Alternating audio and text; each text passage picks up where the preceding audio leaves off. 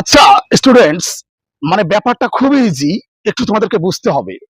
আচ্ছা ধরো যদি এভাবে বলি, এমন কিছু নেই যে সে খায় না, এমন কিছু নেই যে সে পারে না, এমন কিছু নেই যে সে বোঝে না। আচ্ছা ধরো তো এই যে এই ধরনের বাংলা বাক্যগুলোকে তোমরা কিভাবে ইংরেজিতে রূপ দেবে? দেখো এখানে তোমাদেরকে যে বিষয়টা মনে রাখতে হবে, there is nothing like that. এটার অর্থ হচ্ছে এমন কিছু নেই যে, there is nothing like that plus এরপরে আমরা টেন্স অনুযায়ী অংশটা বসাবো। আচ্ছা উদাহরণ প্র্যাকটিস করলে বুঝতে পারবে।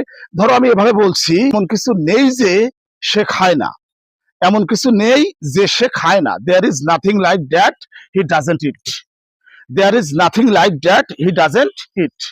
এমন কিছু নেই যে সে পারে না। দেখো এমন কিছু নেই যে সে পারে না, তাহলে কি হবে? There is nothing like that he can't, he can't. অর্থাৎ এই যে এমন কিছু নেই যে, এটার ইংরেজি হবে there is nothing like that plus এর পরে টেন্সনের যে অংশটা বসালে সেন্টেন্স কমপ্লিট হয়ে যাচ্ছে, সেন্টেন্স কমপ্লিট হয়ে যায়। আমরা কিন্তু এভাবে বলি, এমন কিছু নেই যে সে খায় না, এমন কিছু নেই যে সে পারে না, এমন কিছু নেই যে সে দেখে না। ঠিক এই ধরনের বাংলা বাক্যগুলোকে যখন তোমরা ইংরেজিতে রূপ দিতে যাবে তখন তোমাদেরকে এই স্ট্রাকচারটা ফলো করতে হবে।